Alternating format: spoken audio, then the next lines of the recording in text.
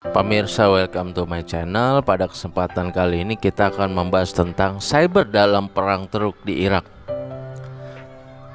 Serangan cyber pada level taktis di Irak dapat mengambil dua bentuk. Pertama, integrasi spesialis teknologi informasi ke dalam unit-unit kecil di lapangan. Kedua, pasukan kawan dapat mengandalkan dukungan cyber jarak jauh dari unit yang ditempatkan di suatu tempat pada jarak yang aman. Tidak banyak yang diketahui tentang penggunaan taktis kemampuan cyber. Namun jurnalis Shane Harris telah melakukan penelitian ekstensif tentang penggunaan operasi cyber taktis ofensif selama operasi di Irak pada tahun 2007. Operasi ini di Irak memiliki tiga komponen. Pertama, National Security Agency Amerika Serikat menghubungkan metadata telepon penyedia layanan internet Irak dengan peta geografis, sehingga NSA mampu menentukan geolokasi ponsel yang digunakan untuk memicu alat peledak improvisasi atau IED. Komponen kedua adalah penggunaan malware terhadap sistem komputer lawan. Ada dua varian yang digunakan di sini. Yang pertama melibatkan infeksi skala besar dari banyak pengguna di Irak melalui email phishing yang dimanipulasi. Yang kedua melibatkan infeksi komputer yang ditargetkan melalui flash disk yang dibawa unit cyber taktis di lapangan. Tujuannya adalah untuk mengacaukan sistem informasi musuh dan komunikasi atau jaringan komando dan kontrol oblik semacam intranet Al-Qaeda.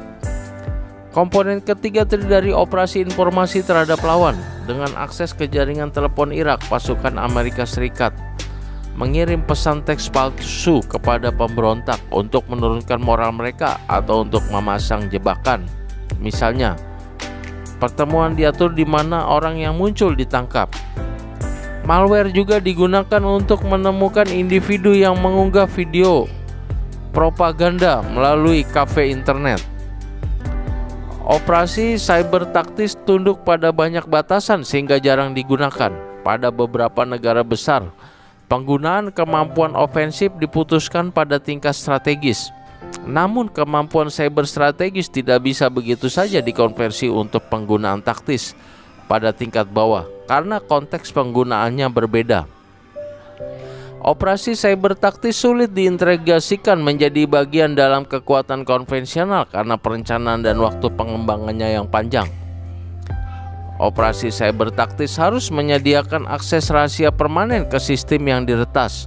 Namun jika akses tersebut ditemukan oleh musuh, maka akses tersebut tentu akan hilang.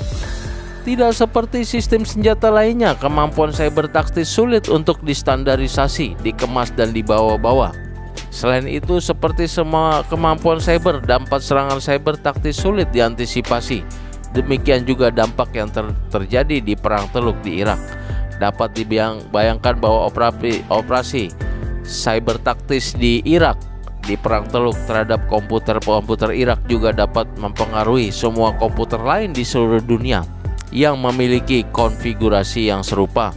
Selain itu, infrastruktur sipil di Irak dapat secara tidak sengaja terpengaruh, yang dapat dengan cepat menjadi sebuah bencana nasional.